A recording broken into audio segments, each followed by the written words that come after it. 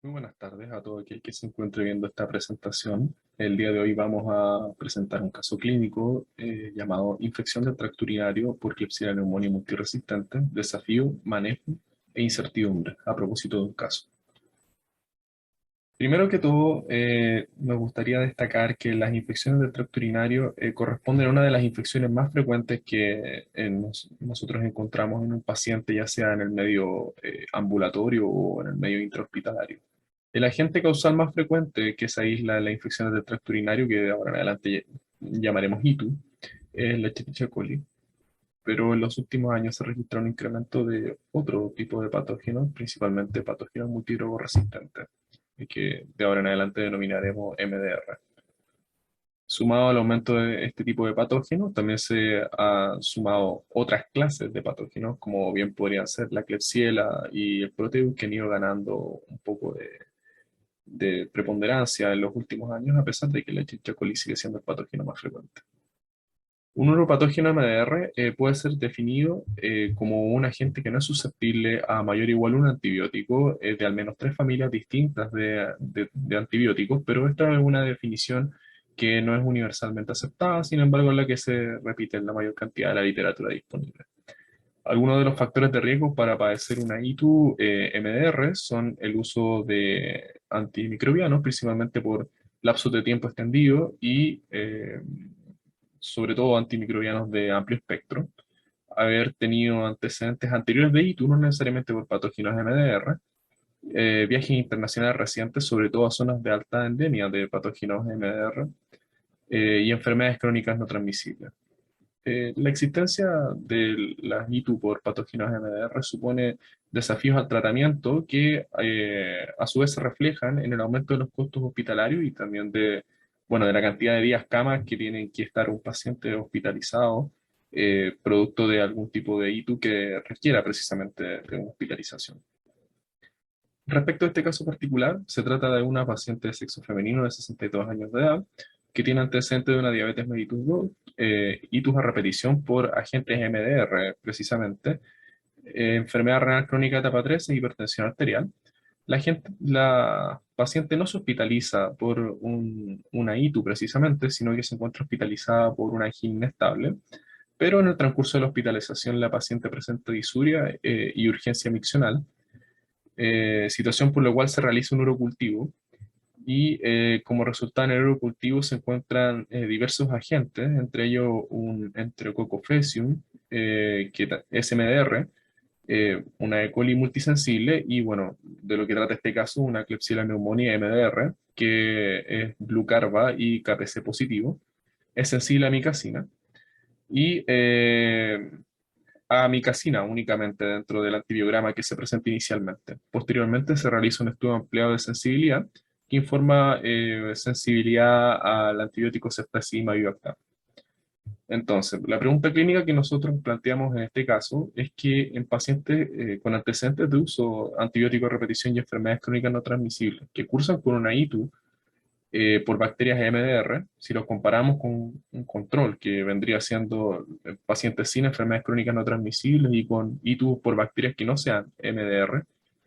¿cuáles son las particularidades del manejo y sus limitaciones? Para eso vamos a utilizar este caso en particular para discutir un poco respecto de las dificultades que puede encontrarse en el manejo de este tipo de pacientes. A continuación les presento el antibiograma de esta paciente. Como pueden observar, la resistencia es múltiple, se encuentra solamente sensibilidad a ceftazidima y bactam, como les dije anteriormente, con una SIM menor a 2 y a amicacina con una SIM menor a 2, ¿ya? Lo que nos gustaría destacar de esto es que este tipo de agentes son potencialmente importantes desde el punto de vista epidemiológico, puesto que son pacientes que deben eh, posteriormente tener un seguimiento, ya después de que uno se encuentre con este tipo de resultados de laboratorio. Eh, el abordaje de los pacientes que presentan una ITU-MDR, como ya hemos venido señalando, es complejo. No hay acuerdo respecto del manejo ambulatorio e intrahospitalario en la actualidad, ¿ya? Pero existen líneas generales, o sea, nadie discute que un paciente que tiene una ITU-MDR deba ser tratado. Sin embargo, cuando los pacientes a su vez suman enfermedades crónicas no transmisibles, como en este caso particular, eh, el tratamiento se va complicando un poco. En este caso, se inició tratamiento antibiótico guiado por el estudio de sensibilidad, se optó por ceftazidima y Bactam, sumado a medidas de aislamiento por contacto. Posterior a que la paciente inicie el tratamiento, logra la erradicación de la Klebsiella con la terapia antibiótica. Se utiliza ceftazidima y Bactam, 1,25 gramos cada 8 horas por 7 días, y posterior al alta posterior al alta de la paciente se recibe el estudio de screening fenotípico del Instituto de Salud Pública, que informa en detalle eh, el perfil de enzima, perdón, el perfil de carbapenemasa. Como es de común conocimiento, todo paciente que tiene este tipo de patógeno requiere de un seguimiento por el ISP, y también se envían las muestras para confirmación en el Instituto de Salud Pública. Lo que nos gustaría discutir, y por eso traemos a colación este caso, es que existen actualmente una serie de áreas que no tienen consenso respecto al tratamiento en las ITU-MDR. Eh,